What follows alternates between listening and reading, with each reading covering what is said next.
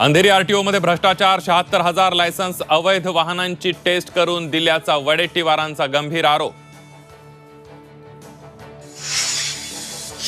दाओसमध्ये 3 वर्षात झालेले करार आणि त्यांची झालेली अंमलबजावणी या संदर्भात श्वेतपत्रिका काढणार, उद्योगमंत्री उदय सामंत यांची विधान परिषदेत माहिती।